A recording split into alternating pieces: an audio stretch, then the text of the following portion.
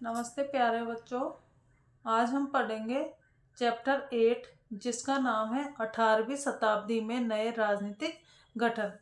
देखिए इस चैप्टर में हम क्या क्या पढ़ेंगे एक बार वो देख लेते हैं। मुगल साम्राज्य और परवर्ती मुगलों के लिए संकट की स्थिति, नए राज्यों का उदय, पुराने मुगल प्रांत जिनमें हैदराबाद, अवध और बंगाल और राजपूतों की वतन जागीरी, आज़ादी हासिल करना, सिख, मराठा और जाट। ठीक है, तो ये सारे टॉपिक हम इस चैप्टर में क्लियर करने वाले हैं। तो देखो 1765 तक ब्रिटिश सत्ता ने पूर्वी भारत के बड़े बड़े हिस्सों को हड़प लिया था।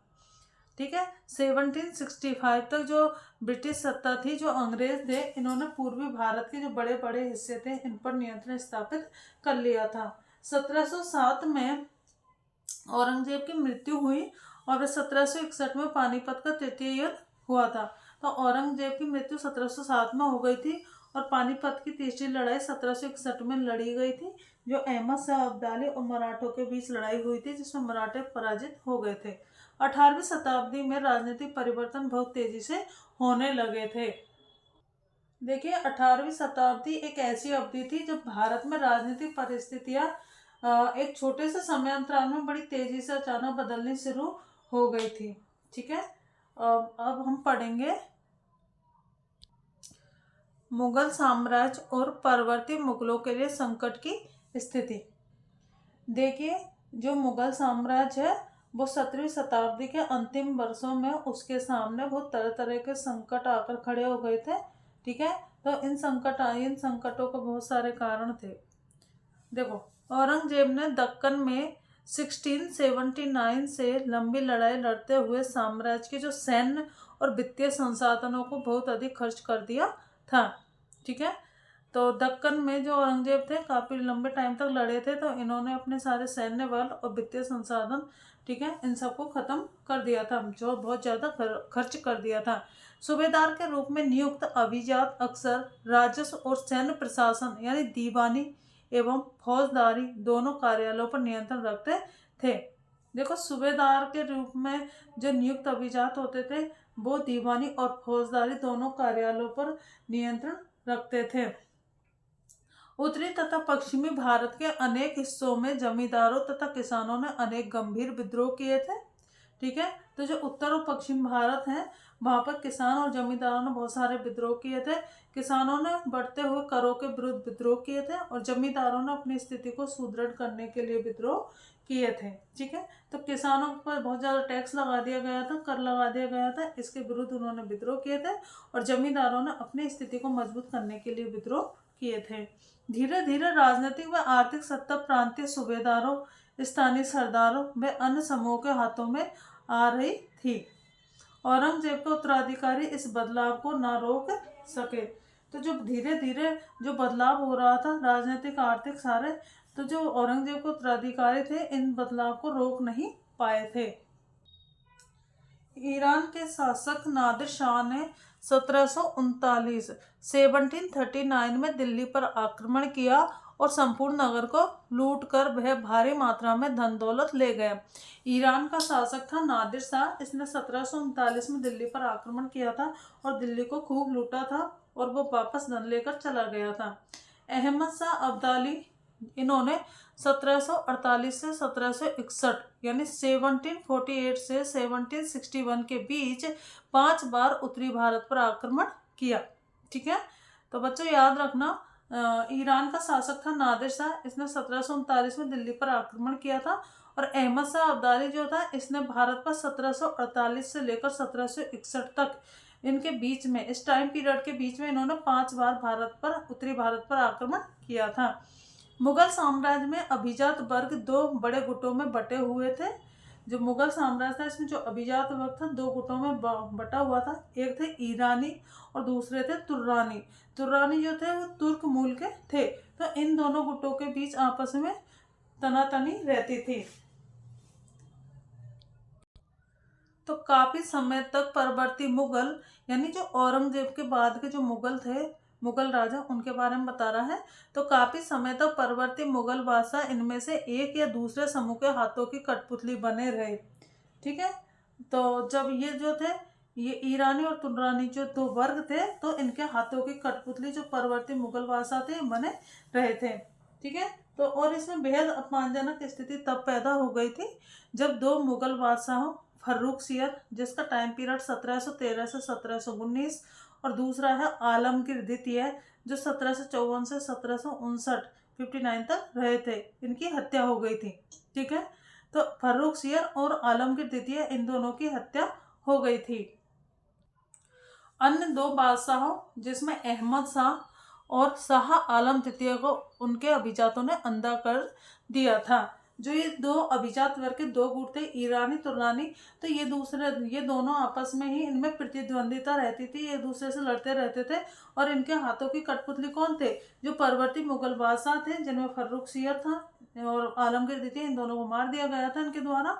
और जो बादशाह अहमद शाह और शाह आलम द्वितीय, ठीक है, इन दोनों को अंधा कर दिया गया था। अब हम पढ़ेंगे नए राज्यों का उदय। ठीक है। तो मुगल जो शासन था कमजोर होता जा रहा था, इस कारण नए नए राज्यों का उदय हो रहा था। ठीक है। जो परवर्ती मुगल थे ये अपने साम्राज्य पर नियंत्रण स्थापित नहीं रख पा रहे थे। अब हम पढ़ेंगे 18वीं शताब्दी के दौरान मुगल साम्राज्य धीरे धीरे कई स्वतंत्र क्षेत्रीय राज्यों में बिखर गया था। और मोटे तौर पर 18वीं शताब्दी के राज्यों को 3 समूहों में बांटा जा सकता है। ठीक है। जो 18वीं शताब्दी के राज्य हैं इनको 3 समूहों में हम बांट सकते हैं।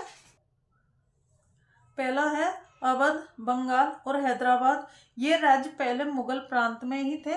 इन्होंने मुगल बादशाह से औपचारिक तौर पर अपने संबंध नहीं तोड़े थे। ठीक है।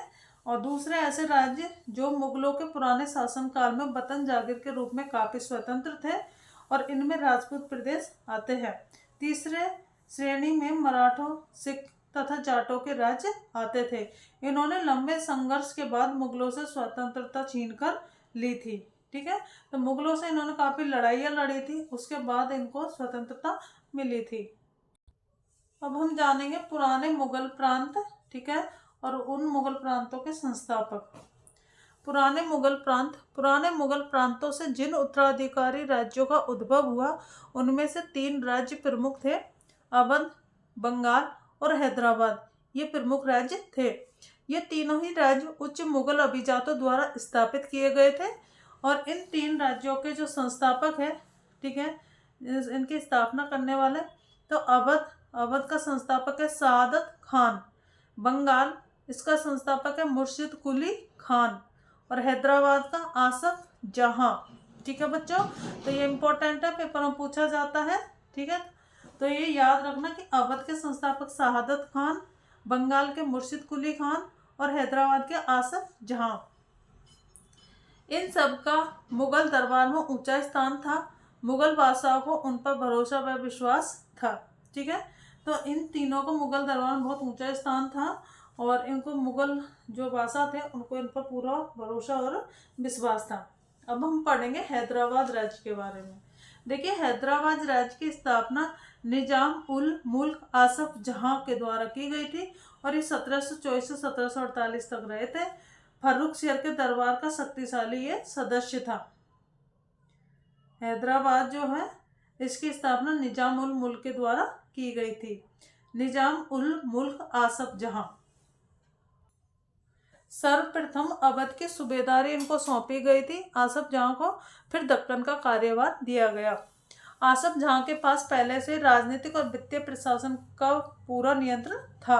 आसफ जहां ना तो दिल्ली से कोई निर्देश लेता था और ना ही दिल्ली उसके कामकाज में कोई हस्तक्षेप करती थी, क्योंकि इन पर पूरा विश्वास था मुगल बादशाह को। इसलिए जो मुगल दरबार था वो इनके काम में कोई हस्तक्षेप नहीं करता था। मुगल बादशाह तो केवल निजाम उल मुल्क आसफ जहां द्वारा पहले से लिए गए निर्णयों की पुष्टि कर दिया करते थे। तो निजाम उल मुल्क पर इतना विश्वास था कि जो मुगल बादशाह थे आसफ जहां द्वारा लिए गए निर्णयों की पुष्टि कर देते थे। अब हम पढ़ेंगे अवध। ठीक है। अवध के संस्थापक बुरहान उल मुल्क सआदत खान थे। ठीक है। तो इनको 1722 में अवध की सूबेदारी नियुक्त की गई। ठीक है। तो जो बुरहान उल मुल्क सआदत खान, इनको 1722 में अवध की सूबेदारी दी गई थी। अवध एक समृद्धशाली प्रदेश था जो गंगा नदी के उपजाऊ मैदान में फैला हुआ था। अवध एक समृद्धशाली प्रदेश था और गंगा नदी के उपजाऊ मैदान में यह फैला हुआ था। सादत खान ने अवध की सूबेदारी, दीवानी और फौजदारी एक साथ अपने हाथ में ले ली थी। सादत खान ने जो दीवानी और जो फौजदारी मामले थे ये सब अपने हाथ में ले लिए थे। सादत खान ने अवध में मुगलों का प्रभाव कम करने के लिए मुगलों द्वारा नियुक्त अधिकारियों की संख्या में कटौती कर दी थी। उसने अनेक राजपूत जमींदारों और रुहेलखंड के अफगानों की उपजाऊ कृषि भूमियों को अपने राज्य में मिला लिया था। सादत खान ऋण प्राप्त करने के लिए स्थानीय सेठ, साहूकारों और महाजनों पर निर्भर रहता था। तो जो सादत खान था ये वहाँ के जो स्थानीय सेठ थे, साहूकार थे, महाजन थे, इनसे कर लेता था, इनसे जो है पैसे लेता था। वह राजस्व का ठेका सबसे ऊंची बोली लगाने वाले इजारेदार को देता था। अब हम पढ़ेंगे बंगाल। तो बंगाल का संस्थापक मुर्शिद कुली खान था। मुर्शिद कुली खान बंगाल के नायब थे, यानी कि प्रांत के सूबेदार के प्रतिनियुक्त थे। मुर्शिद कुली खान औपचारिक रूप से सूबेदार कभी नहीं बना। बंगाल के राजस्व का बड़े पैमाने पर पुनर्निर्धारण किया गया। सभी जमींदारों से बड़ी कठोरता से राजस्व नगद वसूल किया जाता था। बहुत से जमींदारों को राजस्व चुकाने के लिए महाजनपदों तथा साहूकारों से उधार लेना पड़ता था। जो लोग राजस्व का भुगतान नहीं कर पाते थे उन्हें अपनी जमीनें बड़े जमींदारों को बेचनी पड़ती थी। ठीक है, तो जो बहुत से जमींदार थे उनको राजस्व यानी कर चुकाने के लिए जो महाजनपदों और साहूकारों से उधार यानी ऋण लेना पड़ता था, और जो राजस्व का भुगतान नहीं कर पाते थे तो अपनी जमीन को जमींदारों को इनको बेचना पड़ता था। इजारेदारी प्रथा जो मुगलों द्वारा पूर्णतः नापसंद की गई थी, 18वीं शताब्दी में समस्त भारत में फैल गई थी।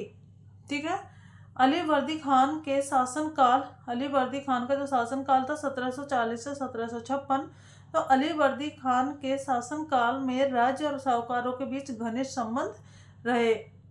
उसके शासनकाल में जगत सेठ का साहूकार घराना अत्यंत समृद्धशाली हो गया था। तो अलीवर्दी खान के शासनकाल में जगत सेठ का जो साहूकार घराना था वो बहुत ही समृद्धशाली हो गया था। तो बच्चों आज हम इतना ही पढ़ेंगे, बाकी का हम सेकंड पार्ट में पढ़ेंगे।